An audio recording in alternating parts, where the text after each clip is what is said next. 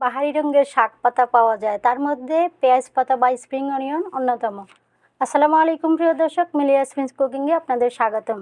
আবারও হাজির হলাম আরও একটি সহজ রেসিপি নিয়ে। চলুন তৈরি করে নেই।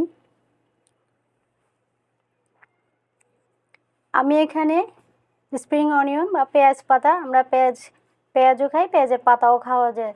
তো এখানে কিছু পেঁয়াজ পাতা নিলাম, আর দুটো আলু, নতুন আলু চিকন চিকন করে কেটে নিলাম, একটা গাজর নিলাম ফালি করে, আর কাঁচামরিচ নিলাম।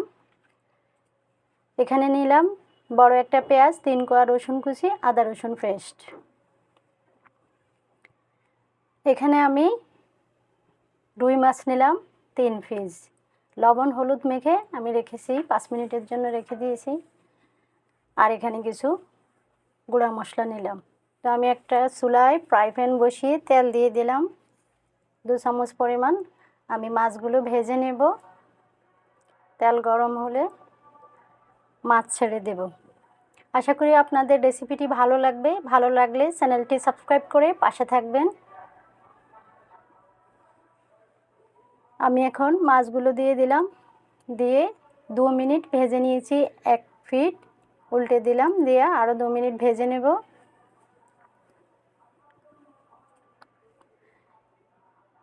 এই পেঁয়াজ পাতা আমরা বিভিন্নভাবে খেয়ে থাকি। চাইনিজ রান্নাও দেওয়া হয় পেঁয়াজ পাতা ব্যবহার। তো আজকে আমি পেঁয়াজ পাতা দিয়ে মাছ দিয়ে রান্না করে দেখাবো। তো আমার মাছগুলো আমি ভেজে নিলাম। এবার আমি মাছগুলো তুলে নেব। সে ফ্রাই প্যানে আমি আরও 2 চামচ পরিমাণ তেল দিয়ে দেব। দিয়ে আমি এবার রসুন কুচি দিয়ে দিলাম। 30 সেকেন্ড একটু নেড়ে দিয়ে দেব পেঁয়াজ কুচি। পেঁয়াজ আর রসুন একত্রে একটু নেড়ে নেব সফট হওয়ার জন্য। তারপর আমি এক এক করে মশলা সব দিয়ে দেব। রেসিপিটি আপনাদের ভালো লাগলে ফ্যামিলি অ্যান্ড ফ্রেন্ডসদের সাথে শেয়ার করবেন। আর ফেসবুক পেজে দেখে থাকলে পেজটি ফলো করে দেবেন। তো আমি এখানে পাউডার মশলা দিয়ে একটু পানি দিয়ে কষিয়ে নিচ্ছি।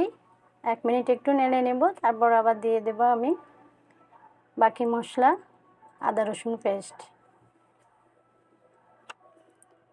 শুকনো মশলা, গুঁড়া মশলা দিয়ে একটু পানি দিয়ে দেবেন সাথে সাথে, তা নাহলে পুড়ে যাওয়ার চান্স থাকে। এবার আমি মশলা দিয়ে একটু পানি দিয়ে দিলাম, দিয়ে ভালোভাবে একটু কষিয়ে নেব 2 মিনিট। কষানো হলে আমি আলুগুলো দিয়ে দেব। ভালোভাবে মশলা কষাবেন, মশলার ফ্লেভারটা যাওয়া পর্যন্ত, কাঁচা যে গন্ধটা। তো আমি দিয়ে দিলাম এখানে স্বাদ মতো লবণ। লবণ আর ঝালটা আপনাদের স্বাদ অনুযায়ী দেবেন। এখন আমি আলুগুলো দিয়ে একটু কষিয়ে নিচ্ছি, গাজরটাও দিয়ে দিলাম, দিয়ে আমি একটু 2-3 মিনিট রান্না করে নেব। তারপর আমি দিয়ে দেব পেঁয়াজ পাতা। পেঁয়াজ পাতা হতে বেশি সময় লাগে না, তার জন্য আমি আলুগুলো একটু সিদ্ধ করে নিয়েছি। এবার আমি পেঁয়াজ পাতাগুলো দিয়ে একটু নেড়ে চেড়ে আমি ঢাকনা দিয়ে দেব। ভালোভাবে উল্টে পাল্টে, বেশি সময় লাগবে না পেঁয়াজ পাতা তৈরি রান্না হতে। তো আমি এবার ঢাকনা দিয়ে 5 মিনিট রান্না করব। 5 মিনিট পর ফিরে এলাম। আমি দিয়ে দিলাম মাছ দিয়ে, ভাজা মাছ দিয়ে আর একটু ঝোল দিয়ে দেব। গরম পানি ব্যবহার করবেন আপনারা। তো আমি গরম পানি দিয়ে দিলাম 1 কাপ পরিমাণ। আলু আর গাজরটা সিদ্ধ হতে যা সময় লাগে। তো আমি ঢাকনা দিয়ে ঢেকে দেব।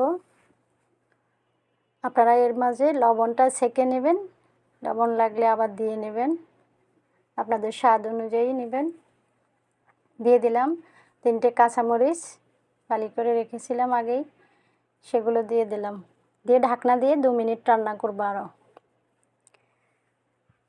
এই তো আমার পেঁয়াজ পাতার তরকারি হয়ে গেল। আশা করি আপনাদের ভালো লাগবে। ভিডিওটি না টেনে সম্পূর্ণ দেখবেন। আর রেসিপিটি ভালো লাগলে প্লিজ একটা লাইক দেবেন।